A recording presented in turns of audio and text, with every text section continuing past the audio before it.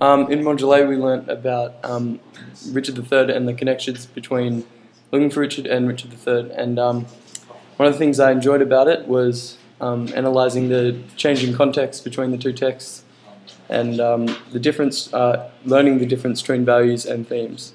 And it's important that to understand that we're not looking for themes in both texts but values, and understanding the definition of values and what they really are. And one of the definitions of values is they are universal ideals that define humanity, and that's one of the important things to understand when exploring the connections between the two texts. And another thing that is important when putting the speech together is the idea of making a point, backing it up with evidence, and then analysing it.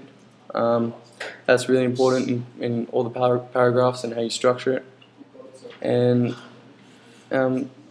some of the values created in Richard III are the result of dynastic legitimacy and the Tudor myth. That's important, and I did the characterization of Richard simply because it's evident throughout both texts. So yeah, have fun. Hi. First, the thing I liked about Module A was comparing the two texts in the different contexts. What I found challenging was actually analysing it properly. And a couple of tips: read Richard III prior to, in the holidays, as well as watching Looking for Richard. Send drafts regularly to your teacher so you could rewrite and resend and get regular feedback. And that's pretty much it. So yeah, this is just, basically a good example of a decent Shakespeare play to read. It's enjoyable, a lot more so, especially for teenage boys and those of us interested in more interesting topics than the typical romance. It's got action, it's subverted, everyone is a villain in their own right in this play, and that's the best part about it, is that it shows how manipulative people can be when they want something, and how their sides can change when interested in something.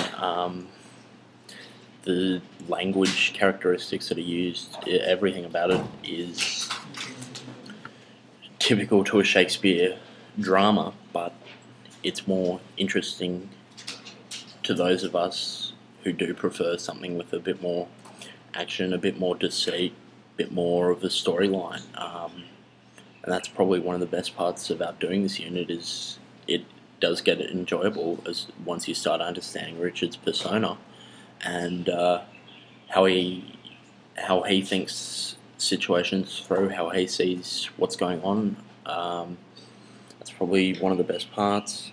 A big part of getting a good mark in this for me was to download Looking for Richard and rewatch your key scenes. That helps you grasp a better understanding. If you feel that going through it once in class wasn't enough to get that high mark, you do need to rewatch and understand as much as you possibly can.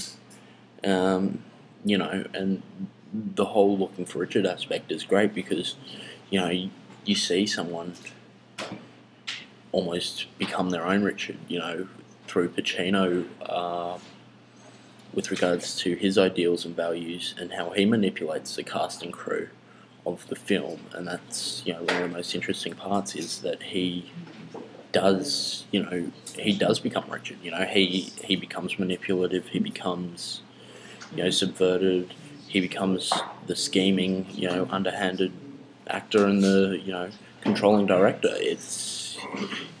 It's him playing two roles, and that's one of the best parts, is that the texts are actually so alike.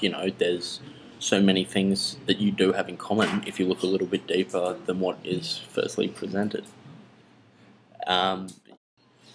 In Module A, one of the things that I enjoyed most was the study of Looking for Richard, because Al Pacino is definitely a character that's enjoyable to, study.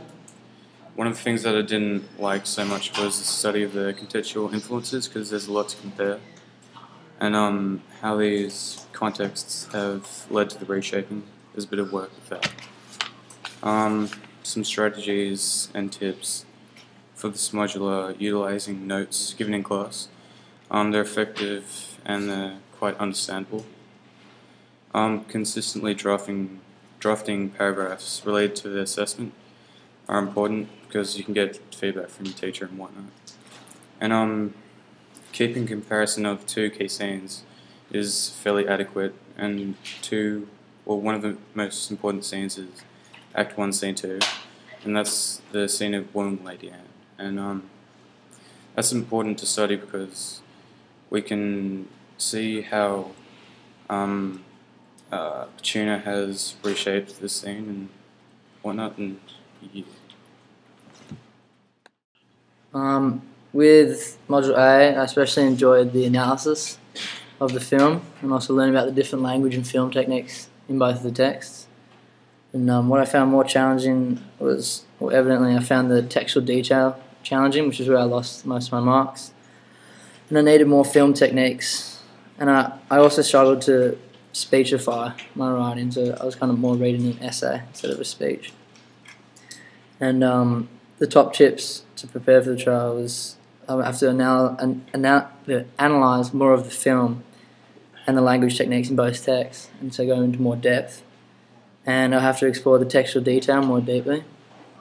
And the thing that stopped me from full marks in the presentation was my eye contact and the time management. So I went too long over time, so that stopped me from getting marks. And in Module A, I enjoyed basically finishing the assessment, and as well as that, learning new things about Shakespeare. What was challenging? Fitting all things together in the speech, mainly, like the context and structure, as well as film techniques. I was weak on the film techniques and lost a lot of marks there. Top tips to prepare for the trial: probably start earlier and need to stick to the rubric more. Right. The most challenging part was understanding what the assessment question was actually asking. I enjoyed looking for Richard and looking deeper into the film. And you have to send in heaps of drafts, otherwise it's retarded. And you have to make sure that what you're reading is a speech, not an essay. Module A is a very enjoyable module. It was great, Richard III is very interesting, contextual influences, all that crap. Basically my advice is read Richard III, watch Looking for Richard, and make sure you do all of it over and over again. Just keep getting contextual influences, keep getting techniques, keep getting all of that. When you get the assessment, figure out your idea or your value early. Make sure you work on it early. Send lots of drafts to your teachers. Plan out your assessments first is also pretty good advice. And focus on the English aspect. Don't just waffle. Talk about actual textual features, language techniques, filmic techniques, and don't just memorize quotes to vomit in your speech. Actually analyze stuff as well. G'day. What I thought worked with the module was the understanding of the two texts. I understand them quite well. The tricky bits of the module was actually delivering the speech, and the success was that I went on writing the speech, not too bad. I need to work on practicing my speech more so I can deliver it better, and yeah, that's about it. I don't have the text. G'day. What worked? Notes and the use of rubric in structure of thesis. We'll work on speech preparation, speech structure, tricky bits, context and linking text within time limit and success. I've got alright marks, so I'm happy with that. Keeping to the word limit is good. Relating back to the context and the value and the actual question, structuring paragraphs. Presentation is key, gives you easy marks.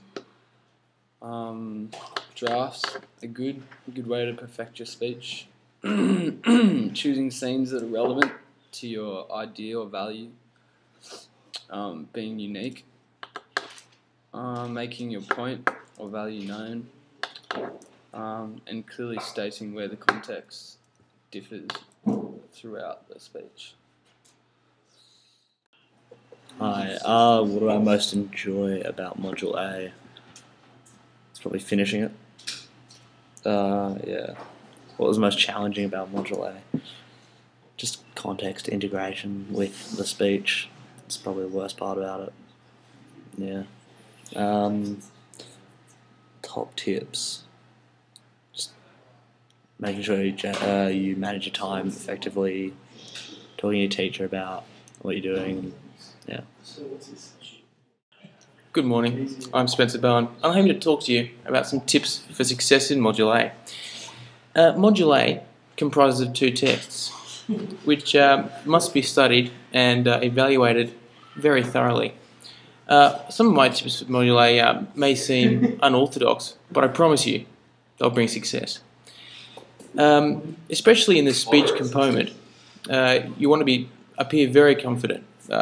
This can help boost your confidence in the actual speech as well as your marks in the end result. It's important to appreciate the context and deconstruct textual elements of both texts to really understand the meaning and messages inside the texts.